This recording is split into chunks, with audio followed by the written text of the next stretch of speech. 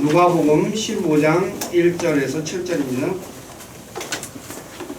그때 모든 세리들과 죄인들이 그분의 말씀을 들으러 그분께 가까이 나아오니 바리새인들과 서기관들이 수군거림을 이르되 이 사람이 죄인들을 받아들이고 그들과 함께 먹는가 하더라. 그분께서 그들에게 이 비유를 말씀하여 이르시되 너희 중에 어떤 사람에게 양 100마리가 있는데 그가 그것들 중에 한 마리를 잃어버리면 99마리를 관에 남겨두고 잃어버린 것을 찾을 때까지 찾아다니지 아니하겠느냐. 또 그가 그것을 찾은즉 기뻐하며 그것을 자기 어깨에 메고 집에 돌아와서 자기 친구와 이웃들을 함께 불러 그들에게 이르되 나와 함께 기뻐하라. 내가 잃어버린 내 양을 찾았노라 하리라. 내가 너희에게 이르노니 이와 같이 하늘에서는 회개할 필요가 없는 의로운 99사람보다 회개하는 한 죄인으로 인하여 더 기쁨이 있으리라. 아멘. 우승기 목사님께서 나오셔서 잃어버린 양의 비유 재고찰이라는 제목으로 말씀을 전해주시겠습니다. 많은 은혜 받으시기 바랍니다.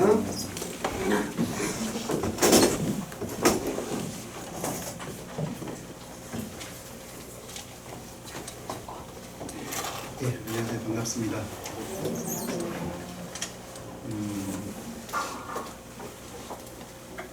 무슨 이야기를 먼저 해야 될지 모르겠네요. 제가 이제 이 덕은 침례교회 오기 전에 홍 목사님께서 오늘 무슨 이야기를 할지를 말해주셨습니다. 무슨 이야기를 하라고 이렇게 뭐라 그러는 거를 치시라 그러나 그 뭐라 그러는 이런 말씀을 좀 전해줬으면 좋겠다 그렇게 이제 말씀을 하셔가지고 제가 거기에 근거해서 오늘은 좀 성경에 나오는 복음에 대해서 좀 여러분들과 이야기를 하려고 합니다. 괜찮을까요? 먼저 제가 말씀드릴 것은 복음에 대한 이야기를 한다고 하면 많은 분들은 그거는 하나님을 아직 믿지 않는 사람이나 불신자나 아니면 초신자들에게 필요한 것이 뭐 나한테 그런 말씀이 굳이 뭐 필요할까 이렇게 생각하시는 분도 계실지 몰라서 제가 이제 사적으로 말씀을 드리자면은 로마서라는 책은 성경에서 복음에 대해서 가장 완벽하게 체계적으로 기록이 된 책입니다. 근데 로마서를 바울이 썼는데요. 바울이 이 편지를 썼을 때 이 편지를 읽는 대상은 로마에 있는 구원받지 않은 사람들이 아니었고 로마에 있는 이미 구원을 받은 사람들을 대상으로 이 편지가 쓰여졌다는 걸 여러분이 생각을 했으면 좋겠습니다. 그래서 이 복음이라는 것은 구원받지 않은 사람에게나 초신자에게만 해당되는 게 아니고 우리 모두에게 해당되는 것이기 때문에 자주 우리는 복음에 대해서 듣고 이야기를 하는 것이 맞다고 생각을 합니다. 장로교 목사님인데 제가 이제 좋아하는 존경하는 목사님이 계십니다. 돌아가셨는데요. 한국 분은 아니시고 영국 분이십니다. 마틴 로이드 존스라고 하는 목사님 혹시 들어보셨어요?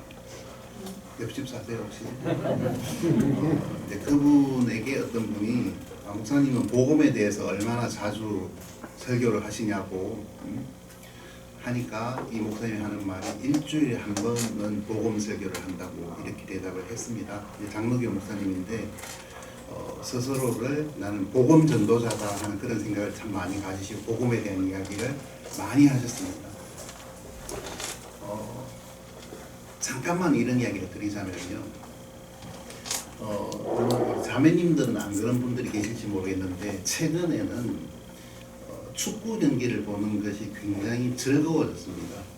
자매님들은 뭐 어차피 안 보니까 뭐 그러시는 분들도 계시는지 모르겠지만 축구 경기가 왜 근래에 들어서 그렇게 갑자기 재미있어졌느냐 하면은 그야 뭐 손흥민 선수가 뭐 영국에 가서 활약을 하고 또 누구야 또 뭐 어떤 김민성인가요?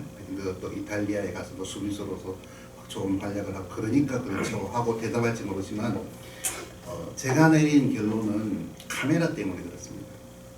좀 이상한 결론입니까? 옛날에 제가 어릴 때 박정희 대통령급 세계 축구 대회를 했어요.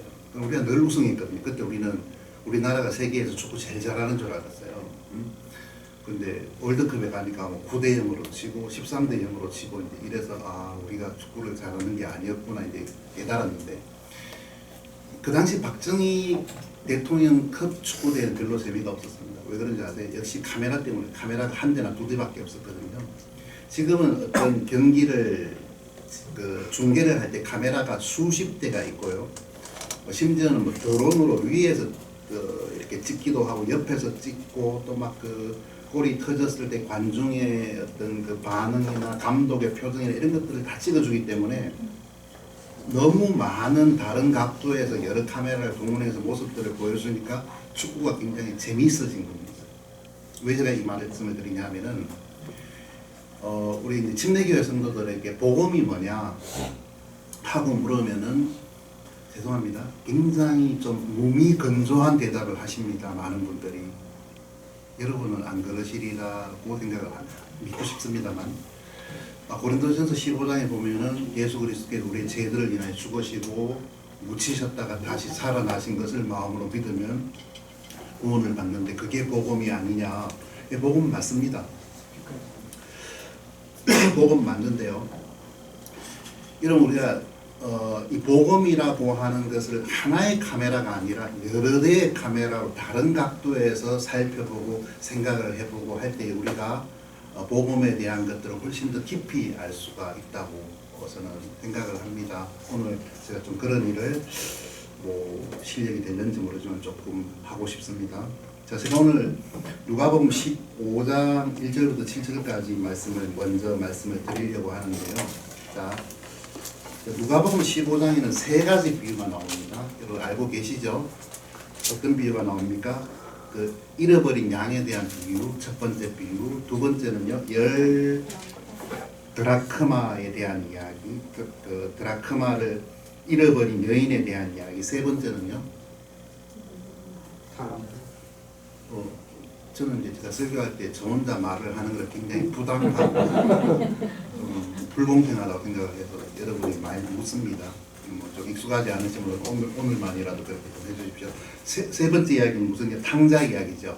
그래서 이제 이렇게 세상으로 흘러갔다 다시 교회로 돌아온 사람들에 우리가 그런 의미에서 남자는 탕돌이라 그러고 여자분은 탕순이라 그러고 우리가 그런 이야기를 하잖아요.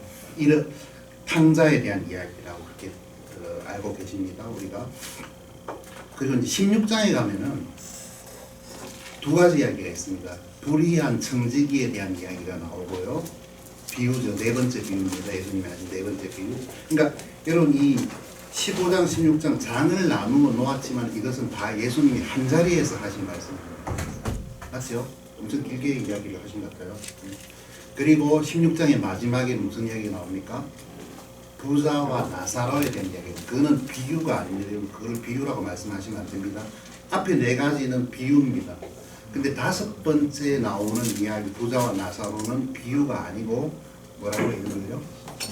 실제 실제 일어난 일을 예수님이 보시고 말씀을 하신 것입니다. 그렇죠?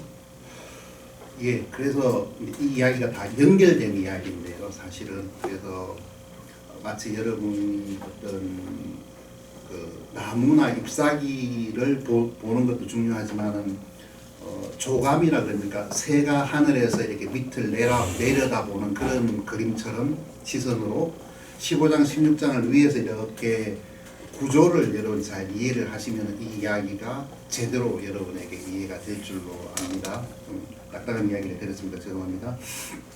자, 첫 번째 이야기를 좀 해보십시다. 이렇게 오늘 이 안내지에는 오전에는 누가복음 15장 1절에서 7절 그러니까 잃어버린 양에 대한 이야기, 오후에는 불의한 청지기의 교훈에 대한 이야기를 한다고 적혀 있지만 인쇄되어 있지만은 이렇게 하는지 안 할지는 방송국 사정에 의해서 바뀔 수도 있으니까요. 꼭 그렇다고 생각하지 마십시오. 자, 여러분 비유라고 하는 말을 한번 생각을 해보십시다. 자, 3절을 한번 보시죠. 그들에게 이 비유를 말씀하여 이르시되 했어요. 이 단어를 한번 보면은요, 여러분 우리나라 말은 굉장히 저는 한국어를 독일에서 제가 지금 22년째 살고 있는데요. 오래 살았죠. 그렇지만 한국어를 굉장히 사랑합니다. 세종대왕을 사랑하고 조시경 선생님도 사랑하고 그렇습니다. 그럼 한국어는 다른 나라 언어와 좀 다른 그런 한국어만의 특징이 있죠. 어떤 게 있을까요? 잘 모르시겠죠? 한국어는 전라도 말을 보면은 전 세계에서 가장 욕이 발달한 언어가 한국어입니다. 전라도 말, 특히 전라도 말. 그래서 전 세계에서 욕이 가장 다양하게 발달된 언어가 러시아어와 한국어입니다. 굉장히 자부심 느껴지십니까? 그렇고 한국어는 또 어떤 영어나 독일어 이런 언어하고 다른 특징이 뭐냐 하면은 복수, 단수 개념이 애매합니다. 잘 없습니다. 자, 독일어에서 독일 사람들은 뭐라 그러냐면 야, 숟가락 덜을 좀 식탁에 놓아라 이렇게 말을 해요. 숟가락 덜을. 여러분 혹시 집에서 그렇게 말씀하시는 분 계십니까? 없어요. 숟가락 좀 놔라 이렇게 말을 5명 손님이 오는데 숟가락 좀 놔라 이러지 숟가락 덜을 놔라 이렇게 말하는 분이 계십니까? 없어요. 그렇게 말하는 분은 좀 건강검진을 좀 해봐야 됩니다. 그런 사람이 잘 없다고 봅니다. 근데 여기 보십시오. 우리가 지금 사용하고 있는 킹제임스 성경은 영어 성경을 1911년 영어 성경을 번역한 것인데요. 몇 번인데 이 비유를 그랬죠. 자, 한번 물어볼게요. 제가 여쭤볼게요. 복수입니까? 단수입니까? 단수 맞습니까? 비유들이 아니고 비유지요. 이상하잖아요. 그런데 이상하다고 생각 안 해보셨어요? 아, 여러분은 그냥 생각 안 하시고 그냥 경건하게만 읽으시나 보군요. 여러분 여기 비유가 벌써 4개나 나오는데 왜 비유들을 말씀했다고 하지 않고 비유를 말씀했다고 합니까? 적어도 15장만 해도 3가지 비유들이 나오는데 어떻게 설명할 수 있느냐 하면은 창세기 40장을 읽어보면은 파라오라고 하는 왕이 꿈을 꾸었습니다. 혹시 무슨 꿈을 꾸었는지 알고 계십니까? 뭐 꿈에 소도 보고 또 뭐 그 벼이삭, 무슨 이삭, 보리이삭, 미리이삭 예, 제가 농촌 출신이 아니라 그런 단어를 바로 금방 잊어버려요. 별로 관심을 안 갖고 있어서 2가지 꿈을 꾸었는데 요셉이 꿈을 해석하면서 뭐라고 말을 합니까? 왕께서 꾸신 꿈은 하나입니다 하고 말을 해요. 아니, 꿈을 2개를 꿨는데 왜 하나라 그래요? 요셉이 감옥에 너무 오래 있어서 정신이 좀 이상해진 겁니까? 같은 의미를 가진 꿈을 연속으로 꾸었다는 거죠. 같은 꿈이라는 거예요. 여러분 왜 비유들이 아니고 비유라고 말을 해요? 3가지 비유들인데 이거 15장만 해도 3가지 각각 다르게 보이는 이야기가 있지만 결국은 하나의 이야기라는 뜻입니다. 이해가시죠? 무슨 말인가? 자 오늘은 제목을 아주 거창하게 제가 붙였는데 조금 쑥스럽네요. 잃어버린 양의 비유에 대한 재고찰. 너무 좀 학술대에서 말하는 그런 것 같고요. 좀 다른 관점에서 이 첫 번째 비유를 한번 생각을 해보자는 거죠. 자, 이 첫 번째 비유를 여러분 보통 어떻게 이름을 붙입니까? 잃어버린 양의 비유 이렇게 붙이죠. 세 번째는 아까 뭐라고 그러셨어요? 돌아온 탕자 이렇게 말씀하셨죠. 자, 그것에 대해서 저는 먼저 좀 뭐라 그럴까요? 한국말로는 시비를 좀 걸고 영어로는 태클을 좀 걸려고 합니다. 괜찮으시겠어요? 자, 보십시오. 자, 제가 먼저 질문을 드리겠습니다. 여러분들에게. 자, 어떤 사람이 양이 100마리가 있었습니다. 100마리가 있었습니다. 질문 들어갑니다. 자, 생각해서 대답하십시오. 이 목자가, 이 양의 주인인 목자가 몇 마리를 그 중에서 잃어버렸습니까? 한 마리 잃어버렸죠? 맞죠? 확실합니까? 네. 후회 안 할 자신 있습니다. 예, 알겠습니다. 여러분 비유를 잘 이해하려면은 어떤 상황에서 배경에서 예수님이 그 이야기를 하셨는지 또 이 비유의 대상은 누군지를 생각을 잘 하셔야 됩니다. 그래서 때때로 예수님의 제자들은 예수님 뭘 설명하고 나니까 뭐라고 질문합니까? 그게 무슨 뜻인데요? 이런 질문도 했지만 또 무슨 질문을 했는지 아세요? 그게 우리 보고 하신 말씀입니까 지금? 아니면 여기 서 있는 다른 사람에게 하신 말씀입니까? 하고 그 대상이 누군지를 물었단 말이에요. 그거 중요합니다. 여러분 우리가 좀 어려운 이야기를 하자면은 그 세대적 진리에 의해서 성경을 하나님의 말씀을 나누어서 이렇게 이해를 하는 사람들은 뭐가 중요합니까? 하나님 보실 때 인류가 세 부류의 인류가 있죠. 어떤 인류가 있습니까? 남자, 여자, 아줌마 이렇게 있습니까? 그건 아니죠. 유대인, 이방인, 하나님의 교회. 그래서 이제 우리가 성경을 읽을 때 이거는 지금 유대인에게 하신 말씀인가? 하나님의 교회에게 하신 말씀인가? 이방인에게 하신 말씀인가? 어느 때를 겨냥해서 하신 말씀인가? 이거를 잘 구분하지 않으면은 많은 오해와 어떤 이단도 생길 수가 있습니다. 이해가시죠? 그래서 조심을 하셔야 되는데요. 자, 여러분 이 비유 100마리 양에 대한 비유를 예수님이 누구에게 하셨습니까? 누구에게 하셨어요? 1절 2절에 보면은 상황이 나옵니다. 비유가 나오게 된 상황이 나옵니다. 모든 세리와 죄인들이 그분의 말씀을 들어 예수님이 가까이 나와왔죠. 그러니까 바리새인과 서기관들이 우리말로 하면은 입이 툭 튀어나와가지고 불평이 가득해가지고 왜 너네 선생은 이런 부류의 인간들과 밥을 같이 먹냐, 참 못마땅하다 하고 이렇게 그 불평을 하는 겁니다. 이 불평을 하는 그 바리새인 서기관들을 들으라고 예수님이 이 비유를 하기 시작한 겁니다. 자, 맞죠? 자, 대상이 누굽니까? 바리새인과 서기관입니다. 불평하는. 자, 첫 번째 비유를 보십시다. 양이 100마리가 있었습니다. 제가 여러분에게 질문 드렸을 때 한 마리를 잃어버렸다고 말씀을 하셨습니다. 100마리 양 중에서 한 마리를 잃어버리면 하고 사진이 나옵니다. 99마리를 광야에 남겨두고 잃어버린 것을 찾을 때까지 찾아다니지 아니하겠느냐 하고 말을 했습니다. 제가 아마도 성경을 한 2군데 정도 찾아야 될 것 같은데요. 당장 다 찾는 건 아니지만 일단은 이사야 53장을 찾겠습니다. 6절입니다. 이사야 53장 6절입니다.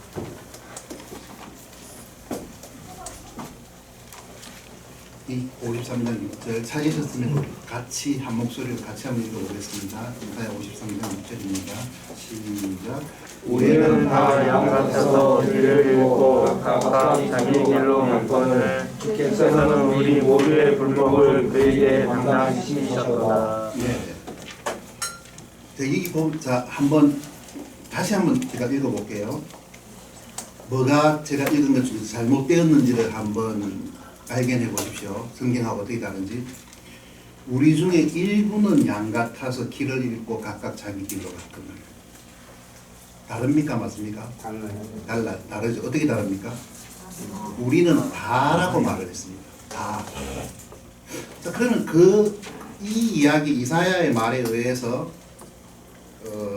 100마리 양에 대한 이야기를 여러분 읽고 제가 여러분이 질문을 드렸는데 100마리의 양 중에서 몇 마리가 잃어졌습니까? 한 마리라고 그랬죠. 근데 이사야는 한 마리가 아니고 우리는 다라고 말했거든요. 100마리 다라 그랬어요. 갑자기 혼동스러우십니까? 자, 이게 무슨 말입니까? 자, 두 부류의 죄인이 있습니다. 자, 모든 사람들은 하나님의 눈에서 죄인입니다. 예수 그리스도를 통해서 이제 구원받지 않은 사람들은 다 죄인이죠. 일단 그렇죠. 그런데 이 죄인은 두 종류의 죄인이 있습니다. 죄인이 두 종류가 있어요. 어떻게 두 종류가 있냐 하면은 자기를 의인이라고 생각하는 죄인이 있고 자기를 죄인이라고 생각하는 죄인이 있어요.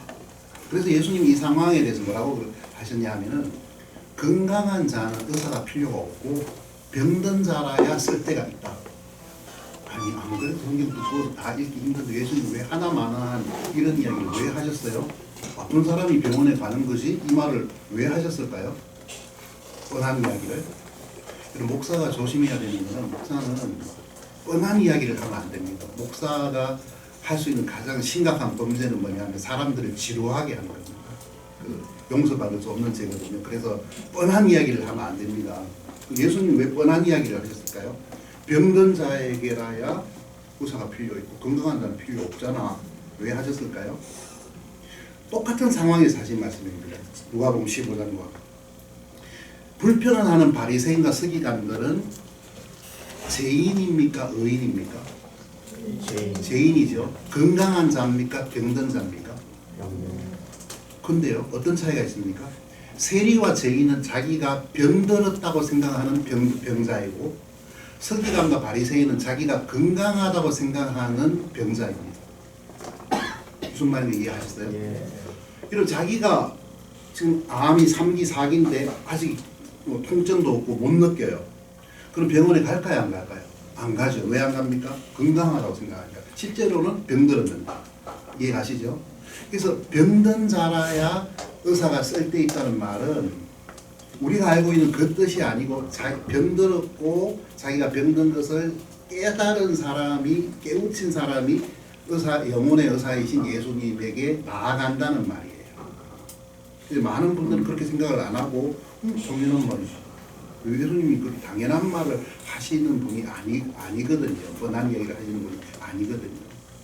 자, 두 부류의 죄인이 있습니다. 다시 보십시다. 바리새인과 서기관이라고 하는 죄인이 있고요.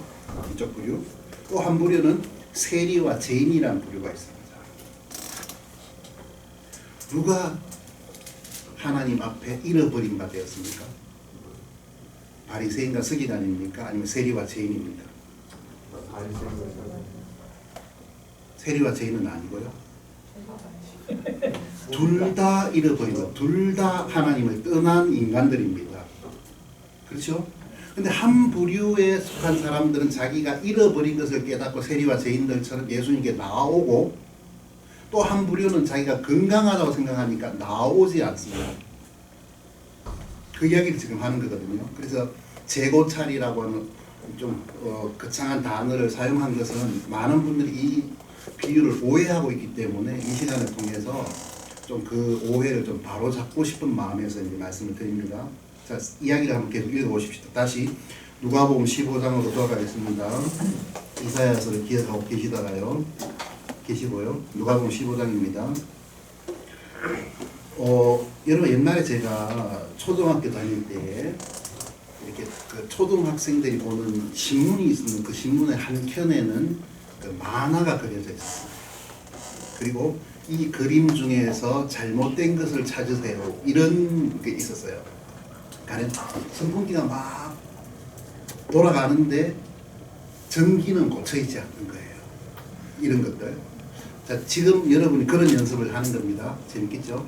누가복음 15장에 아주 그냥 평범한 이야기 같은데 조금 자세히 들여다보면 이상한 글을 찾는 겁니다. 자, 어떤 글을 먼저 찾아볼까요? 자, 여러분이 감정이입을 해서 이 양의 주인입니다. 양 한 마리를 잃어버렸습니다. 그러면 어떻게 합니까? 자, 4절에 보면 어떻게 한다고 그랬죠? 잃어버린 양을 찾으러 나서겠지요, 당연히. 그러면은 잃어버린 양을 찾으러 나서기 전에 무슨 일을 하겠습니까? 여러분이 양 주인이라면.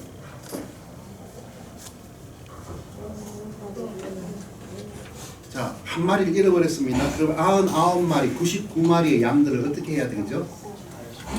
금방 갔다 올게. 그 녀석도 어디를 헤매고 다니냐? 말씀을 하고 나가기 전에 무슨 일을 하겠어요? 99마리의 양을 안전한 우리에 넣어놓고 나가겠죠. 그렇죠? 근데 자, 한번 보십시오. 그게 상식이죠. 4절에 보면은 자, 어디에 있습니까? 99마리 양이? 광야에 남겨두고. 이상하지 않으세요? 선풍기는 돌아가는데 지금 코드가 빠져있는 걸 지금 여러분이 보신 겁니다. 광야에 남겨두고. 광야에 남겨둔다는 말을 다른 말로 하면은 늑대들을 위한 그 점심 도시락이 되는 도시락이라는 거예요. 이상합니까? 그러니 이 목자가 아주 무책임하게 99마리를 안전한 우리 안에 넣어놓고 잠그고 나선 게 아니고 광야에 그냥 내버려 둔 거예요. 이상하죠? 많이 이상하죠? 예, 그렇습니다. 그리고 또 한번 봅시다. 다른 것도 많은데 7절. 이거는 좀 한국어를 좀 잘 하셔야 이해를 할 수 있는 말입니다. 한국어가 중요합니다. 성경을 이해하고 깨닫는 데는 국어 실력이 좋아야 됩니다. 내가 너에게 이르노니 이와 같이 하늘에서는 회개할 필요가 없는 의로운 99사람보다 회개하는 한 죄인으로 더 큰 기쁨이 있으리라. 여러분, 하늘에서는 회개할 필요가 없는 의로운 99사람보다 그랬어요. 저는 옛날에 이 성경을 읽으면서 조금 기분이 나빴어요. 여러분 안 그랬죠? 왜 그러냐면 하나님 왜 이렇게 차별을 하시지? 99명의 그 의로운 사람이 하늘에 있는데 이 사람들보다 막 신선하게 막 구워낸 빵처럼 막 예수님을 믿게 된 한 사람을 돌아온 이 한 사람을 더 기뻐하신다. 그러면 좀 나이가 많은 분들은 예수님도 젊은 사람이나 어린 사람을 좋아한다는 말인가 하고 좀 기분이 나쁠 수 있는 대목이거든요.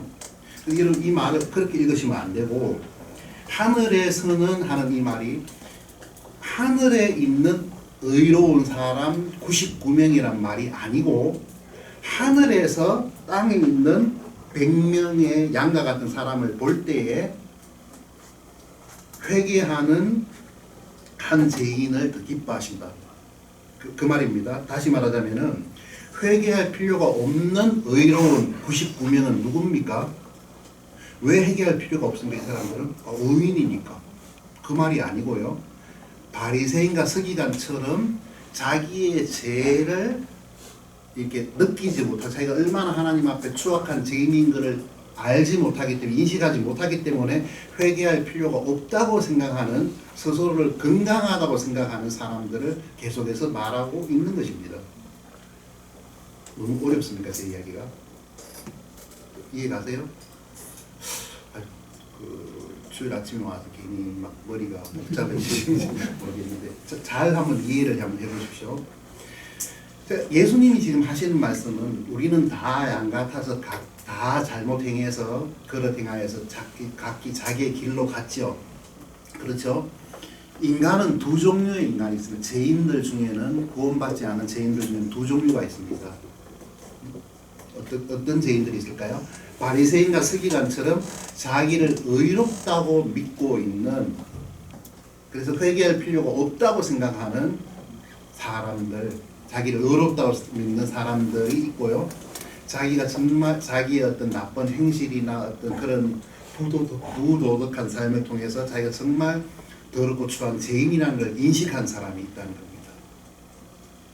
이해가십니까? 무슨 말인가? 예. 좀 더 이야기를 해보십시다. 그러면은 다시 한번 물어볼게요. 여러분 생각을 뭐 이런 줏대를 가지고 쉽게 생각을 바꾸지는 마세요. 계속 밀고 나가시는 겁니다. 100마리 양 중에서 이 목자는 몇 마리의 양을 잃었다고요? 한 마리. 예, 줏대가 있습니다. 근데 성경은 한 마리가 아니라 100마리를 다 잃어버렸다고 말을 하는 겁니다. 지금. 여러분 인간들 중에 누가 하나님 앞에 잃어버린 바 되었죠? 우리는 다 양 같아서 다 어떤 예외도 없이 다 곁길로 날 때부터 곁길로 갔다고 성경은 말하고 있습니다. 언제요? 내가 뭔 그런 나쁜 일을 많이 했는데 이렇게 생각하시면 안 되고 로마서에 있는 말씀처럼 우리는 아담 안에서 하나님을 다 떠나간 그 잘못된 길로 간 사람들이라고 성경은 말을 합니다. 근데 그 인간들 중에는 두 종류가 있다는 겁니다. 착하고 성실하고 도덕적인 사람들이 종교적인 사람이 있고 이 세리와 죄인처럼 막 사는 인생이 있습니다. 누가 하나님 앞에 죄인입니까? 둘 다 죄인입니다. 그래서 이사야는 뭐라 했습니까? 우리는 다 양처럼 하나님을 떠났는데 떠난 인간들의 삶의 방식은 각기 제 길로 가는 겁니다. 그게 무슨 말입니까? 어떤 사람은 종교적이고 도덕적이에요. 저녁에 땡 하고 회사 마치면은 찐만두 사가지고 얼른 아이에게 오는 사람이 있고요. 어떤 사람은 다른 여자를 만나러 가는 사람도 있어요. 회사 끝나면. 누가 죄인입니까? 후자 같지만은 하나님 앞에서는 사실은 둘 다 죄인입니다. 그것은 각각 다른 방식으로 사는 삶의 어떤 형태일 뿐입니다. 여러분 많은 사람들이 우리가 복음을 이야기하기 전에 먼저 뭘 해야 됩니까? 우리가 심판받을 수밖에 없는 더럽고 추한 죄인이라는 걸 먼저 인식을 해줘야지. 아 나는 그러면 나 스스로는 방법이 없네. 예수님 필요하네요 하고 예수님 앞에 나아오겠죠. 죄인이라는 걸 먼저 가르쳐줘야 됩니다. 선생님 죄인이세요? 의인이세요? 하고 물으면 많은 분들이 저는 보통 사람인데요. 이렇게 대답을 합니다. 저는 지옥 갈 만큼 그만큼 나쁘지는 않고요. 천국 갈 만큼 그만큼 깨끗하다고는 할 수 없습니다. 이렇게 말을 해요. 그럼 이런 사람들은 어디 보내야 됩니까 도대체? 6개월, 6개월씩 보내야 됩니까? 아니죠. 하나님 앞에서는 우리는 정말 우리는 어떤 추악한 죄인이라는 겁니다. 자, 성경 한 구절만 더 보겠습니다. 오늘 찾을 마지막 말씀입니다. 누가복음 23장입니다.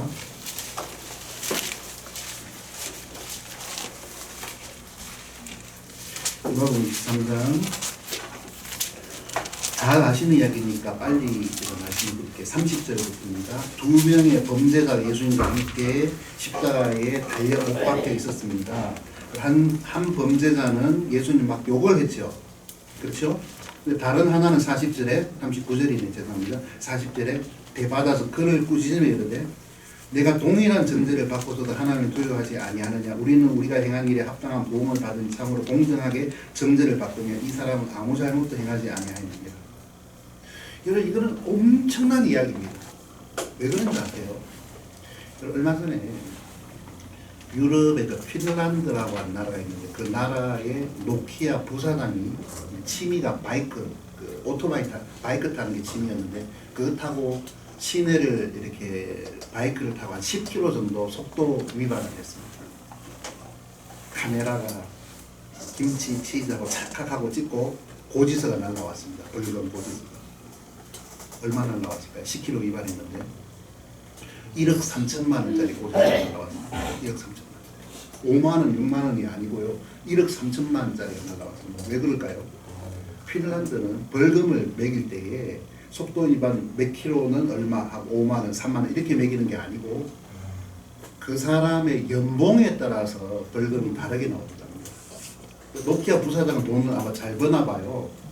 그러니까 속도 위반 한 번 했는데 1억 3천만 원이 나옵니다. 여러분이 만약 대한민국에서 자동차 운전을 해서 신호 위반을 했는데 벌금이 7,320만 원 나오면은 여러분 어떻게 내가 참 잘못했구나 하고 즐거운 마음 웃으면서 그거를 내겠습니까? 아니면 윤석열 대통령부터 그 부인까지 해서 국회의원부터 시작 도지사, 시장 다 욕하겠습니까? 부자일 확률이 높죠. 왜요? 부당하다고 생각하니까.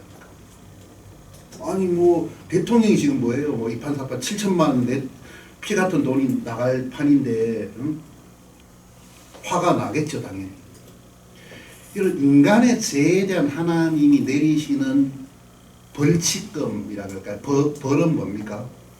영원히 불못에서 24시간 쉼없이 고통 속에서 사는 거예요. 용서가 없고 모범죄수 석방 이런 것도 없고 가명도 없고 영원히 불못에서 산다고 한번 생각해 보십시오. 상상이 안 되죠. 안 그런가요?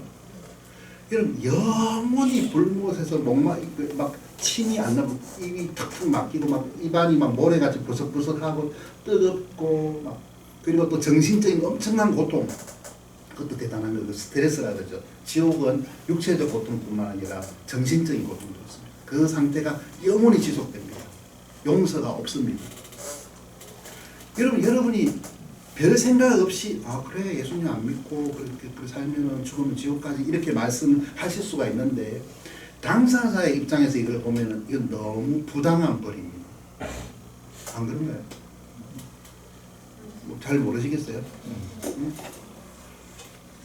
여러분 영원히 하나님으로부터 즐거움으로부터 격리되어서 영원한 형벌이 주어지는 곳, 아무런 변화가 없는 곳, 이곳이 캄캄한 곳, 지옥이라 그 지옥을 불못을 생각을 해보면은 그래 내가 죄를 지은 건 맞아. 내가 뭐 좀 나쁜 짓도 덜 하기는 했지. 그렇다고 10년도 아니고 100년도 아니고 영원히 나를 거기에 나보고 거기서 고통을 받으라고? 아무리 하나님이지만 이건 좀 심한 거 아니에요? 이런 불평을 인간이라면 당연하게 하는 겁니다. 안 그렇습니까? 여러분 그 당시에 예수님 당시에 가장 지독한 형벌은 뭐냐면은 십자가형입니다.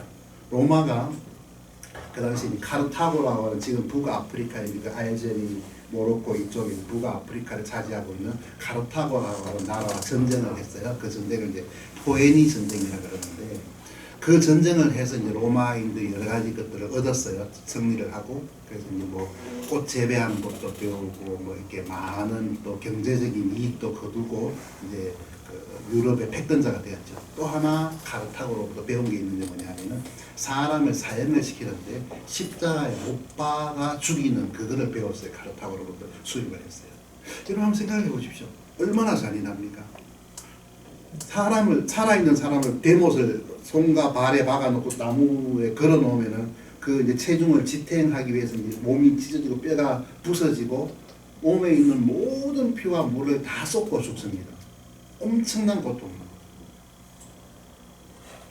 그런데 그런 십자가 형벌은 아무나 시키는 게 아니고 엄청나게 끔찍한 죄인들만 그런 형벌을 받았거든요. 그 당시에.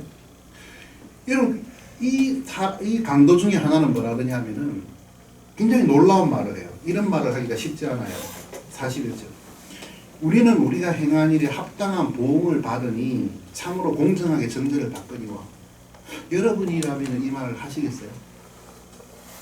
내가 그래 뭐 좀 잘못한 거 있으면 이건 너무 잔인한 거 아니야? 이건 너무 심한 거 아니냐 하고 말하는 게 일반적인 사람들의 마음이에요. 그렇죠? 그런데 이 강도는 내가 이렇게 죽임을 당하는 것은 당연한 거다. 이렇게 해서 싸다. 이렇게 말을 하는 거예요, 지금. 여러분 또 다르게 이제 우리가 생각을 해보면은 아까 말을 한 것처럼 이제 내가 영원한 지옥에서 형벌이 당연하다.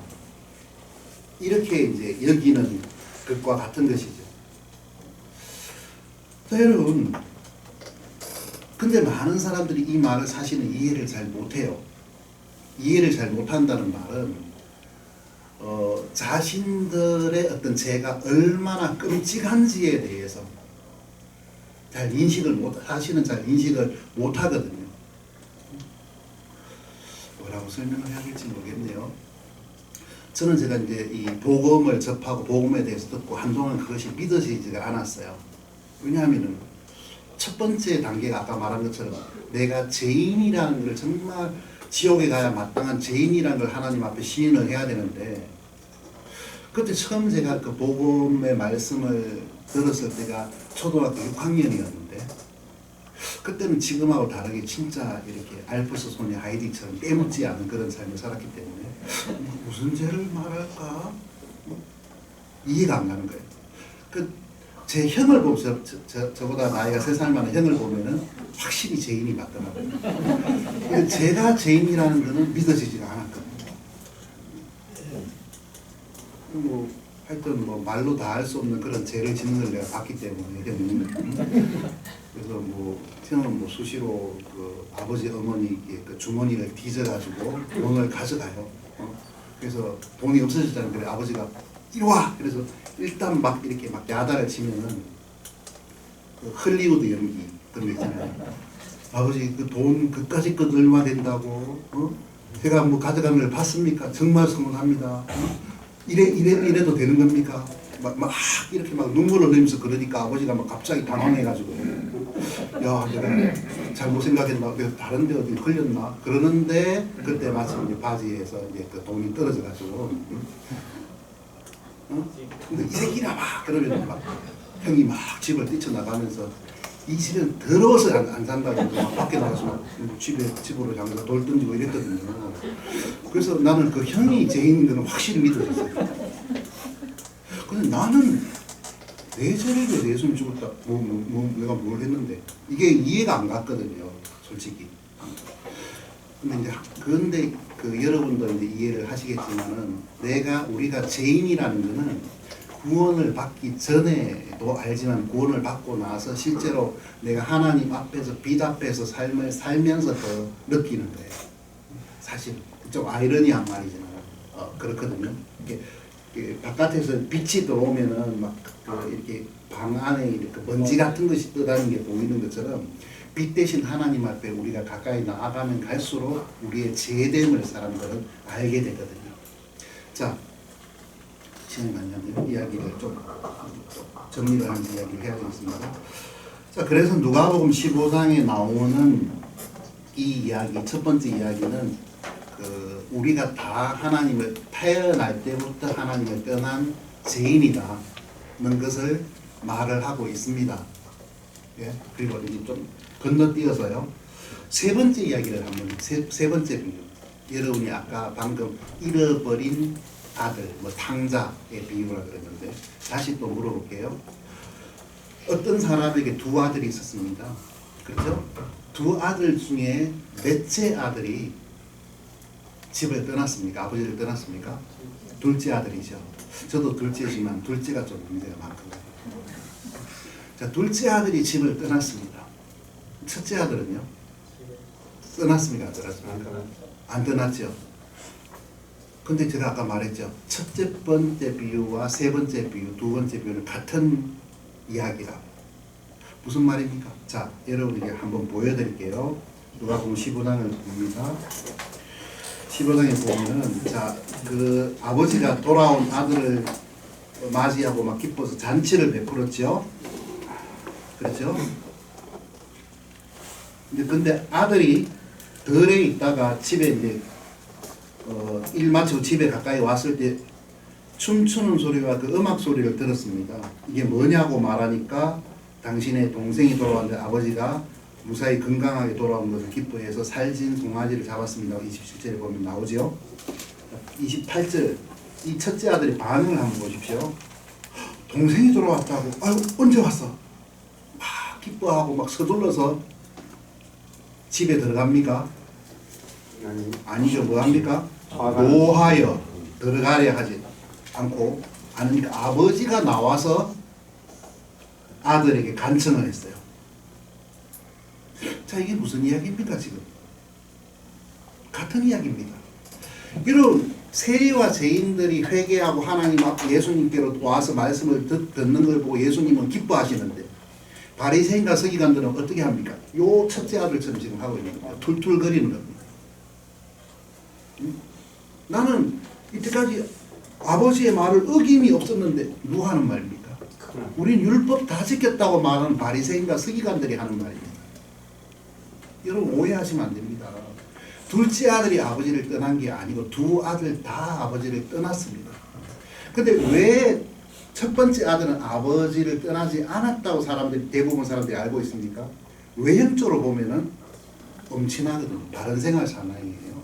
바리새인과 서기관들은 율법을 지키고 이렇게 막 여기에 성경 구절을 적어가지고 걸으면서도 이렇게 막 보고 막 그렇게 보이는지 모르겠지만 그러고 있는 사람들이기 때문에 자기들은 아버지의 명을 어김이 없었다고 말을 하고 있거든요. 이해가시죠? 무슨 말인가? 그 너네들은 이 첫째 아들이다 하고 99마리 양이 너희들이다. 근데 왜 덜에 버려둡니까? 광야에 버려둡니까? 자, 이 99마리에 속하는 바리새인과 서기관들의 제일 문제는 뭐냐면 하나님 앞에서 자기의 영적인 위치 파악을 못하는 겁니다.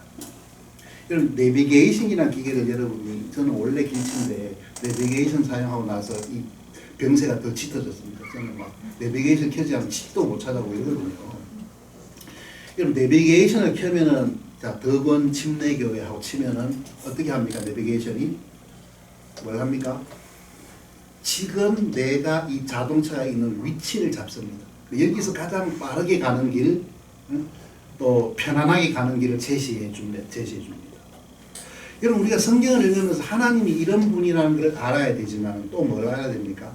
하나님의 눈에 비친 나는 지금 어느 위치에 있는지를 내비게이션처럼 나의 위치를 알아야 됩니다. 근데 바리새인과 서기관들의 문제는 뭡니까?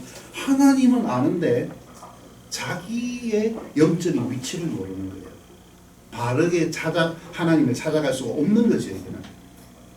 무슨 말인지 이해가시죠? 야 보십시오. 왜 광야에 버려두었습니까? 이 사람들이 제일 좋아하는 18번이라는 게 예찬곡이 뭐냐 하면 주 안에 있으니 나는 항상 평안해. 그러거든. 나는 예수님 안에 있다. 하나님 안에 있다. 아 하나님 감사합니다. 나는 저 세리와 같이 아니함을 감사하고 일주일에 저는 2번씩 금식하고 뭐 소득의 11조 기본지 자기 홍보 활동하는 건지 모르겠는데 막 그러고 있잖아요.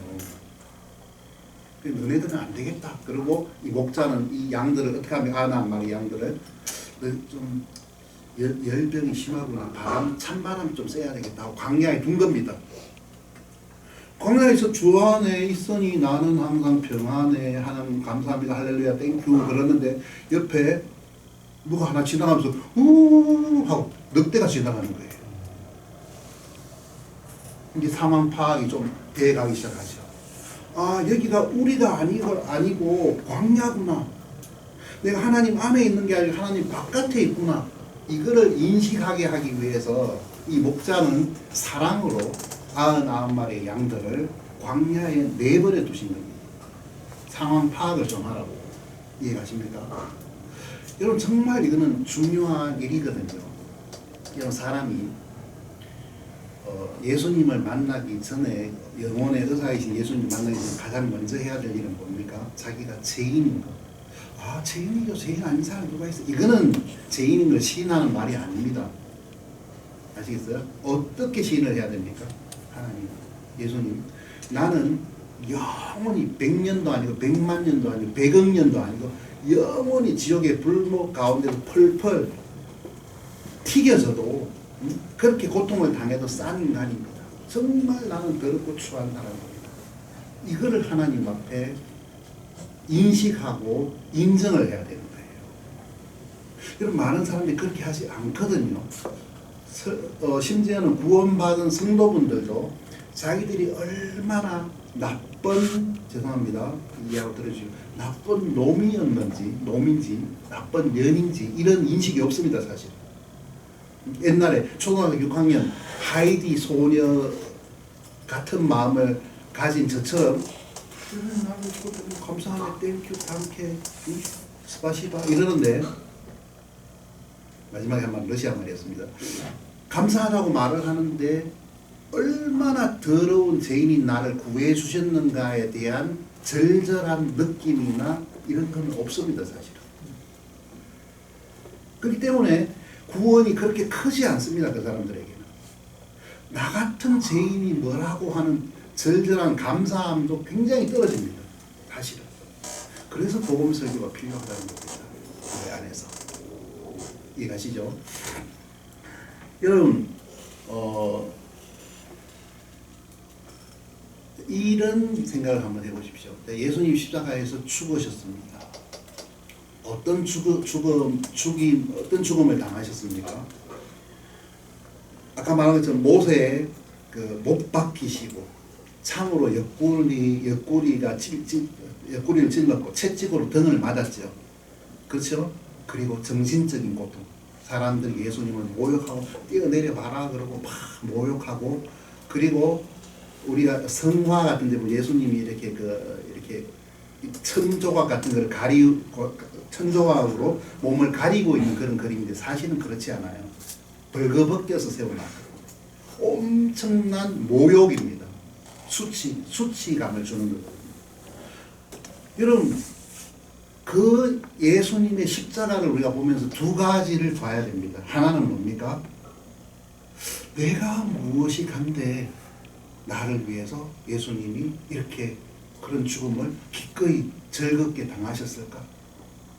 이런 제가 죄송한 얘기입니다. 제가 말을 좀 막말을 많이 하는데 제가 제일 싫어하는 찬송이 하나 있습니다. 찬송을 제일 싫어한다 이상한데 당신은 사랑받기 위해 태어난 사람. 그 찬송도 아니죠. 그 노래를 제일 싫어합니다. 어떤 큰 교회를 보니까 대전에 어떤 교회라 제가 알고 있는데 이제 그 목사님 설교를 하기 전에 서로 양옆에 사람들하고 서로 인사하십시오. 인사를 하는 시간 갔는데요. 안녕하세요. 반갑습니다. 잘 오셨습니다. 이렇게 인사하는 게 아니고 그 교회는 어떻게 인사하는지 혹시 아세요? 당신은 보고 있기도 아까울 진짜 그 뭐랄까 닭살 돋는 그런 인생을 서로 하시더라고요. 그리고 하나님이 우리를 보면은 보는 것도 다를까 아까운 그런 존재입니까? 아닙니다. 그거는 자뻑입니다. 그냥 이거는 말도 안 되는 소리입니다. 이런 걸 한번 생각해 보십시오.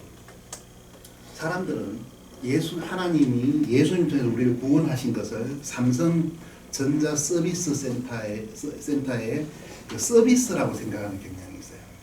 그런 것과 같은 경향이 있거든요. 무슨 말이냐면요.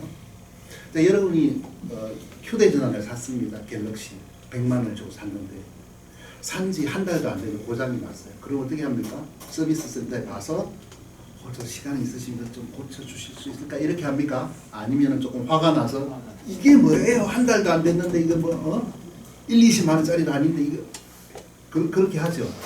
당신네들이 이걸 나한테 100만 원 주고 팔았으니까 이게 하자가 생겼으면 당연히 보수를 빨리 해야지 하는 권리를 이야기를 합니다. 자, 하나님이 사람을 만드셨는데요. 흙으로 쪼물쪼물 해가지고 만들었는데 하자가 생겼습니다. 어떻게 해야 됩니까? 서비스 센터로 가서 하나님 이게 뭐냐고 좀 잘 만들지. 응? 아니 뭐 그 먹지 말라 그러지 말고 선악을 나무 열면 거기 전기 철조망 같은 걸 하나 둘러가지고 근처에 못 오게 하든지 아니 생명나무 하나만 만들든지 뭐 하는 거냐고 뭐 이렇게 불평을 하든가. 그래서 긴급히 예수님을 보내가 예수님 나를 위해 죽으셔서 내 모든 죄들을 제거하셨을 때에 감사합니다. 제가 무엇이 간데 이게 아니고 당신은 사랑받기 위해 나는 사랑받기 위해서 태어났고 무엇보다도 소중한 존재이기 때문에 이런 나를 위해서 예수님이 죽는 거는 그런 내가 한두 명도 아니고 이렇게 많은 인류를 위해 죽는 거는 당연한 일인 거예요. 이거는. 그 말 좀 실감이 되죠. 제가 실감이 가도록 이야기를 좀 드릴게요. 몇 시에 맞추면 됩니까? 점심 언제 먹습니까? 이런 거 식사를 하셔야 되는데 조금만 더 얘기할게요. 제가 아는 어느 청년 형제님이 계셨는데 큰 뜻을 품고 서울 살다가 시골로 내려와서 고시 공부를 했습니다. 고시 공부를 하는 그 아버지가 쓰다가 버려진 그런 집을 좀 수리를 해가지고 거기 공부를 했는데 그 청년 형제가 그 집에 자기 그 형이 마당이 넓으니까 개를 여러 마리를 풀어놓고 키웠어요. 그리고 고시 공부하는 책을 한참 읽고 있는데 뭐 소리가 뭐 깨갱깨갱 하고 뭐 소리가 좀 신음 소리가 나가지고 밖에 나가 보니까 강아지 중에 한 마리가 수세식 화장실이 아니고 옛날식 그 화장실이죠. 그 퍼세식 화장실이라고 하는데 거기에 빠진 거예요. 사람 살려 아니 개 살려 그러고 막 이러는데 형제가 고민을 했답니다. 내가 오물을 뒤집어 써가면서 저놈을 건져줄까? 두 번째, 내 개도 아닌데 형님하고 사이도 안 좋은데 나는 형님 별로 안 좋아하는데 그리고 저놈 결정적인 이유 하나는 장날에 가면 저거 3만 원이면 살 수 있어요. 그리고 그 개를 뭐 특별한 종류의 개도 아니고 그 평범한 개를 구원하기 위해서 내가 똥물로 내려가서 건져가지고 어깨에 메고 돌아오겠습니다. 그리고 이웃 다 불러가지고 나와 함께 즐기자. 화장실에 빠진 내 개를 내가 다시 얻었다 이러겠습니까? 우리는 우리를 너무 과대평가하는 거예요. 여러분 다윗은 나는 벌레라고 말했어요. 벌레라는 말이 실감이 안 되면 바퀴벌레라고 앞에 하나를 더 붙여보십시오. 바퀴벌레. 이런 바퀴벌레를 위해서 우주를 만드신 이 위대하신 하나님이 사람의 몸을 입고 세상에 와서 그 모욕을 당하고 그 고통을 당해서 우리를 건져줘야 될 만한 이유가 있습니까? 내가 하나님이 아담 하와가 사고 쳤잖아요. 그러면은 가죽옷을 지어입히면 내가 이제 앞으로 내가 너희들을 위해서 이렇게 죽을 거야. 이런 약속을 하지 않고 얘들 둘이를 싹 없애버리고 다시 주물럭 해가지고 새로 짓는 게 훨씬 간편하고 좋거든요. 안 그렇습니까? 그렇죠? 여러분 하나님이 이러이러하기 때문에 나를 사랑하신다 이런 말은 나를 구원한 이런 말들은 다 뻥입니다. 하나님이 우리를 사랑하시고 우리를 위해서 그 사랑을 자신을 내어주심으로 증명하신 그것은 이해할 수가 없고 이해될 수가 없는 사랑입니다. 전혀. 안 그런가요? 여러분 그렇게 생각하지 않으세요? 우리가 뭔데? 뭐 그렇게 대단한 존재인데 우리를 위해서 예수님이 직접 세상에 오시고 우리를 위해서 그런 죽임을 당합니까? 여러분 그런 하나님께 제가 말씀드릴 수 있는 것은 하나님이 죄에 빠진 인간을 구원하지 않아도 구원해야 된다는 의무 같은 거는 전혀 없습니다. 사실 사람들은 당연히 고쳐줘야 된다고 생각하지만 하나님은 인간을 건져줘야 될 의무 같은 거는 없습니다. 자, 마지막으로 성경 한번 보고 오늘 첫 번째 이야기를 마무리를 짓도록 하겠습니다. 자, 이해가지 않는 부분을 한번 보십시다. 4절. 한 마리를 잃어버렸습니다. 언제까지 찾지요? 찾을 때까지 찾아다닌다. 이것도 이해할 수 없는 말입니다. 아니 그럼 농사는 언제 지어요? 소는 누가 키워요? 예? 그럼 한 달 찾았는데 못 찾았어요. 그러면 아이고 이제 포기다. 그럽니까? 아니요. 2달째 찾고 3달째 찾고 그런다는 겁니다. 이해가 안 가는 말이죠. 그리고요. 찾으니까 기뻐하여서 자기 어깨에 메고 친구와 이웃들을 다 불러 모으고 나와 함께 기뻐하자. 자, 기뻐하는데 맨입으로 잘 같이 기뻐하기 힘들거든요. 어떻게 해야 됩니까? 잡채도 좀 하고 한국식으로 말하자면은 식혜도 좀 하고 그 동네 사람 230명 친구 150명 초청해 가지고 양 찾은 거 기뻐한다고 잔치하면은 양보다 값이 더 많이 나가요. 안 그래요? 이건 상식적인 이야기가 아니에요. 지금 하는 거는. 그렇죠? 여러분 하나님께서 우리를 구원하시기 위해서 예수님을 보내시고 우리를 건진 그거는 우리가 상식적으로 이해할 수 없는 거라는 여러분이 이해를 하셔야 됩니다. 그렇죠? 자, 아까 이야기하려던 그것만 이야기하고 제가 이제 우리 같이 점심 먹도록 하겠습니다. 무슨 이야기냐면요. 자, 예수님의 십자가를 볼 때 우리가 두 가지 면에서 봐야 됩니다. 하나는 저분이 내가 뭔데 나를 위해서 죽으셨구나. 그래서 그 죽으심으로 죄에 대한 대가를 지불하시고 내의 모든 죄들을 제거하셨구나. 이것을 우리가 보게 됩니다. 십자가를 통해서. 두 번째는 뭘 봐야 될까요? 그것만 보면 되지 않나요? 뭘 봐야 됩니까? 왜 예수님께서 그렇게 비참하게 몸이 다 이렇게 살같이 터지고 얼굴이 막 피로 범벅이 되고 그죠? 그 막 뱀처럼 꿈틀꿈틀 거리면서 그 표현 이해가세요, 여러분? 이게 십자가에 못 박으면 사람들이 이제 나중에 그 숨을 못 쉬어서 죽습니다. 무슨 말이냐면은 여러분 이 두 강도는 죽지 않았죠. 예수님보다 늦게 죽었죠. 그래서 어떻게 합니까? 무릎을 꺾었죠. 왜 꺾습니까? 이렇게 딱 못에 박혀 있을 때 이 몸을 구부려서 이래서 숨이 쉬어집니다. 근데 무릎을 꺾어버리면 숨을 못 쉬기 때문에 죽는 겁니다. 참 잔인하죠, 그죠? 예수님이 그렇게 끔찍한 죽음을 당하셨는데 왜 그렇습니까? 나의 죄 때문에. 나의 죄가 이 예수님을 이렇게 비참하게 죽게 만들었구나 하는 것을 봐야 합니다. 우리가 예배를 시작하기 전에 죄에 대한 고백을 했습니다. 일주일 살면서 정말 주님 앞에 올바르게 살지 못한 것들, 행동으로나 생각으로 어떤 그 범한 것들에 대해 용서를 구하고 그런 고백하는 시간을 가졌습니다. 왜 그렇게 합니까?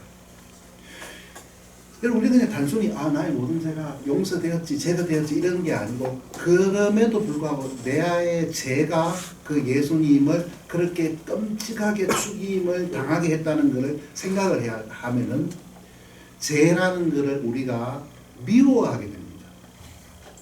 그 죄를 향해 달려가는 나를 욥기 42장에 말했습니다. 내가 나를 몹시 싫어하고 하고 말했습니다. 자기를 하나님 앞에 올바르게 살지 못하는 자기를 몹시 싫어하는 마음을 가지게 된다는 거예요. 이러한 모든 것들은 성경이 말하는 복음이라는 요소 안에 포함되어 있는 그런 생각들, 사상들이거든요. 그래서 제가 오늘 이렇게 독일에서 날아와서 시차 때문에 좀 정신이 없어서 횡격수술을 한 건 아니고 그냥 제 실력이 그래서 그냥 횡격수술을 한 것 같은데 뭐 이렇게 좀 부족한 부분은 또 오후에 이어서 계속 이야기를 하도록 하겠습니다. 제가 기도 한번 드리겠습니다. 하나님 아버지 감사를 드립니다.